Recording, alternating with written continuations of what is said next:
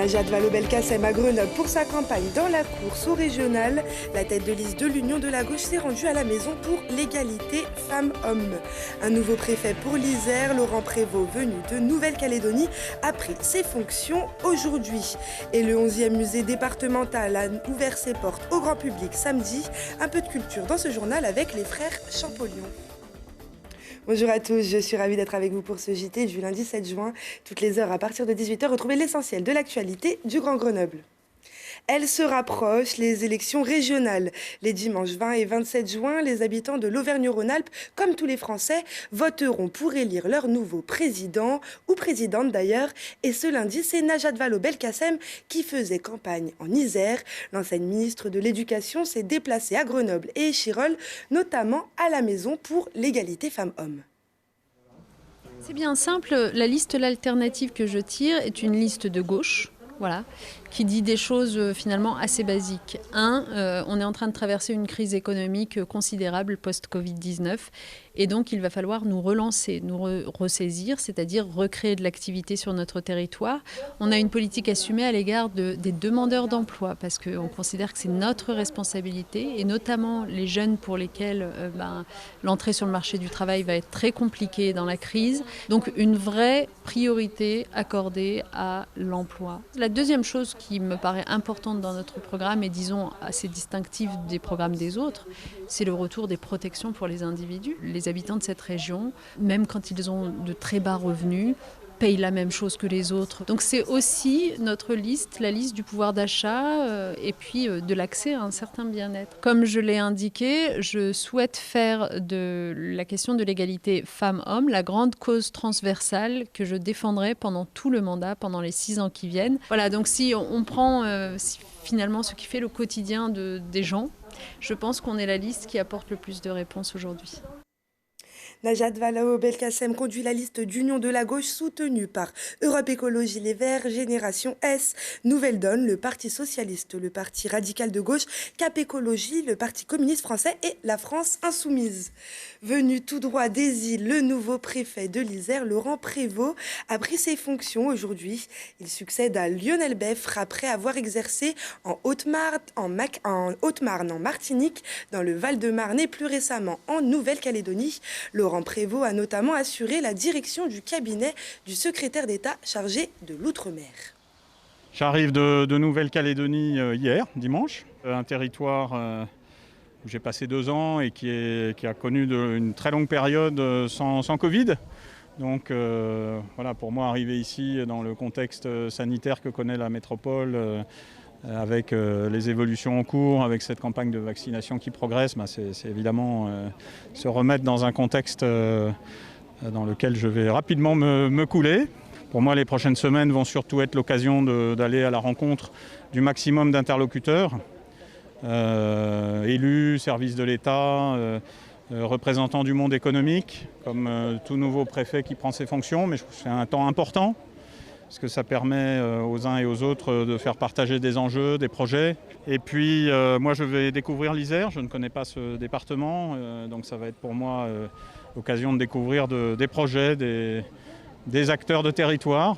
Et moi je suis quelqu'un qui aime bien sortir du bureau préfectoral, sortir des murs de la préfecture, autant que le contexte le permettra. Et en tout cas aller à la rencontre des acteurs du territoire, ne pas rester dans ce qui est souvent la réunionnite qui nous menace tous dans nos fonctions. Et c'est une semaine qui commence bien pour Laurent Prévost qui fêtera ses 54 ans demain. La crise sanitaire ne leur a pas fait perdre pied. Au contraire, la société Spartou basée à Grenoble se prépare à entrer en bourse. Avec 190 millions d'euros de chiffre d'affaires, le groupe qui a récemment acheté les marques JB Martin et Christian Pellet a vendu 5 millions de paires de chaussures en 2020. Rien que ça, avec cette entrée en bourse, la société et son PDG comptent renforcer leurs propositions sur l'offre fashion. Depuis samedi, le musée Champollion accueille les visiteurs curieux et férus d'égyptologie à vif, là où l'histoire de 2 frères passionnés d'antiquité est mise en lumière dans ce 11e musée départemental. Voici le récit de Laurine Guignard. Musique, comédiens et tours de magie, c'est dans une ambiance festive que le musée Champollion ouvre enfin ses portes au grand public après 4 ans de travaux. À l'intérieur, les visiteurs pourront découvrir la vie de Jean-François et Jacques-Joseph Champollion, ces deux frères inséparables qui ont étudié l'égyptologie. C'est ce qu'on a souhaité, vraiment pouvoir présenter la vie et l'œuvre des frères Champollion dans une maison qui leur était chère, dans laquelle il reste aujourd'hui des décors qu'ils ont connus, un salon, une salle à manger, la petite chambre de Jean-François Champollion au dernier étage. Et donc les visiteurs peuvent commencer la visite et finir la visite par ces espaces dans lesquels ont séjourné les frères Champollion. C'est une maison familiale qui a été conservée par les descendants du frère aîné et qui avait préservé dans ses intérieurs des objets d'art, des notes de travail, une bibliothèque des frères Champollion. Donc en présentant ces objets, on permet aux visiteurs une approche intime des deux frères. Rien n'aurait été possible sans cette bâtisse qui regorge de multiples trésors. En 2001, la descendante directe des frères Champollion accepte de céder la maison familiale au département. 10 ans après, c'est avec émotion qu'elle redécouvre cet endroit. Je suis vraiment surprise par tout le travail et la beauté de ce qui a été réalisé. L'esthétique, tout le crépi, il y a plein de bonnes idées dans cette rénovation. Et vraiment, je suis très contente. Ce domaine où ont séjourné les frères Champollion au XIXe siècle réserve aussi une petite surprise. Au dernier étage, les plus férus d'égyptologie pourront s'émerveiller devant une collection bien particulière. On est vraiment très heureux de pouvoir présenter des objets prêtés par le musée du Louvre, un dépôt très important de plus de 80 objets qui nous permettent d'illustrer à la fois l'expédition d'Égypte de Bonaparte et puis une partie de la carrière de Jean-François Champollion qui est moins connue du grand public, c'est son rôle de conservateur, puisqu'il est en fait à l'origine du département des antiquités égyptiennes du musée du Louvre. Le musée Champollion n'est pas seulement une maison familiale, il s'accompagne aussi d'un vaste parc de 2,5 hectares, un jardin que les deux frères affectionnaient particulièrement et qui d'ici quelques années devrait retrouver son paysage d'antan. Les visites du musée Champollion se font uniquement sur réservation par téléphone ou par mail à l'adresse musée-champollion@isère.fr. Du saut à la perche, de l'escrime, du triathlon, voici tout de suite le Zap Sport de Lucille Dailly. Un 10 sur 10 pour Thibaut Collet. Le perchiste améliore de 10 cm son record personnel. Le Grenoblois a passé la barre des 5,72 m à Salon de Provence ce dimanche. Et le moral fait un grand bond en avant. Lui qui avait raté ses 2 premiers rendez-vous de la saison d'été, il reprend confiance. Si Tokyo est inaccessible, il regarde plus haut vers Paris 2024.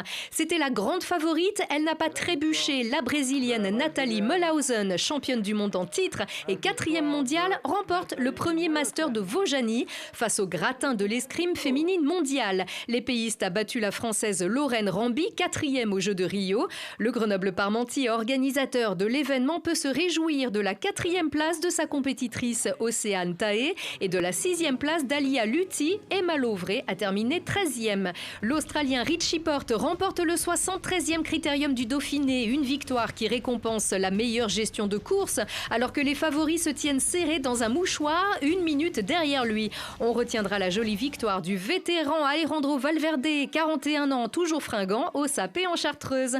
Enfin, Léo Bergère termine 6e du triathlon de Leeds ce dimanche. l'Isérois confirme qu'il est en forme avant les Jeux de Tokyo, qu'il disputera, c'est sûr, avec le Grenoblois Dorian Coninx, 13e de l'épreuve de Leeds. On change de terrain et on prend le rythme de la musique à la nôtre vitesse avec le festival Magic Bus. Dira Estrachaud, bonjour. Bonjour. Bonjour. Alors, vous serez en concert le 17 juin. Est-ce que vous avez hâte de retrouver le public après cette longue pause ? C'est vrai que là, les streamings, les concerts en streaming sans public, ça commence à faire un peu long, là. Avec grand plaisir. Donc, et le public a hâte de vous retrouver aussi. Strachaud, vous êtes multi-instrumentaliste, improvisateur et beatboxer. Est-ce que vous pourriez nous décrire votre univers musical ? Alors, c'est un univers musical cosmopolite. C'est world jazz.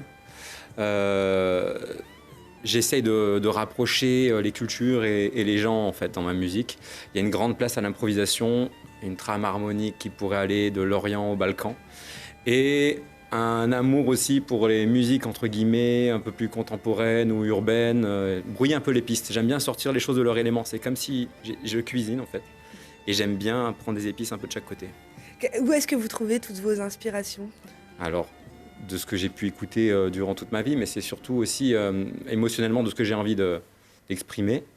Et après, c'est au fur et à mesure des rencontres dans mon parcours, dans ma carrière, en fait, il y a des choses qui sont apparues comme une évidence.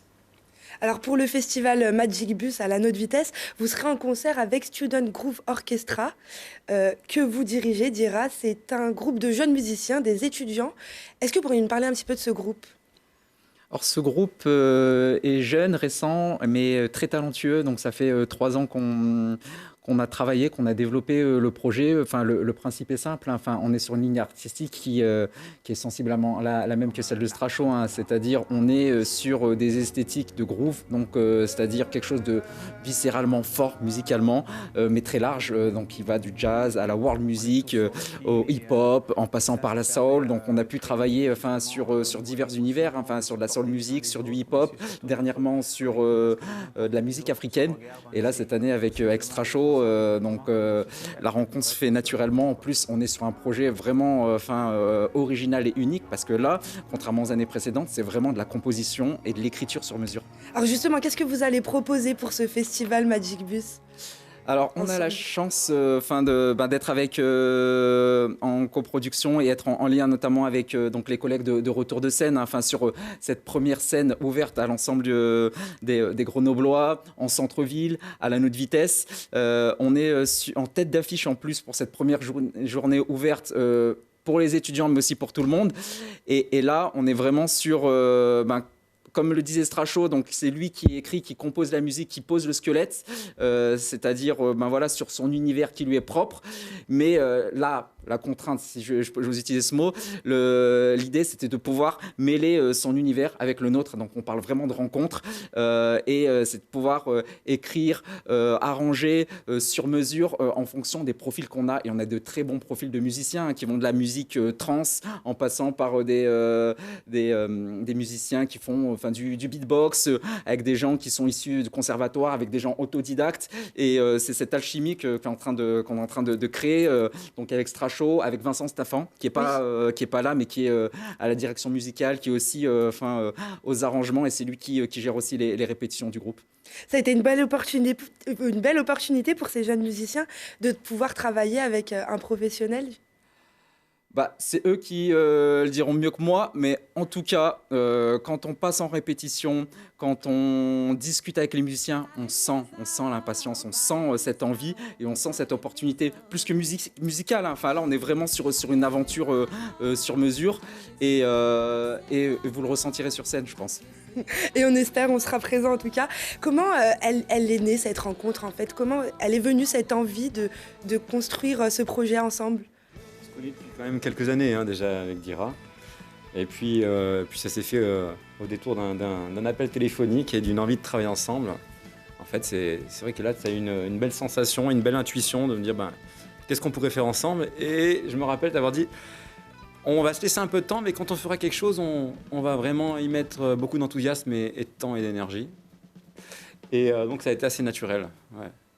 Alors, Stracho, un de vos instruments préférés, c'est votre bouche avec le beatbox. Et on ne vous laissera pas partir sans nous faire une petite démonstration. Est-ce que vous pourriez nous montrer un peu votre talent? Alors, en fait, je joue surtout des cordes et de la percussion. Hein. Oui, moi, je n'utilise pas forcément pour remplacer les machines. C'est plutôt comme un batteur qui groove. Mais ouais, si vous voulez. Alors...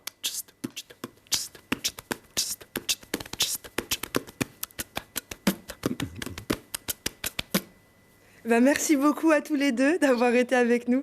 Et on vous retrouvera donc le 17 juin pour le festival Magic Bus à la Nôtre Vitesse. C'est ça. Et on est très heureux d'ailleurs de pouvoir revenir enfin en concert, assis bien sûr, comme à cause des restrictions sanitaires. Et c'est la fin de ce journal. Merci à tous de nous avoir suivis. Rendez-vous demain à 18h, puis toutes les heures pour faire le point sur l'actualité. Excellente soirée à tous.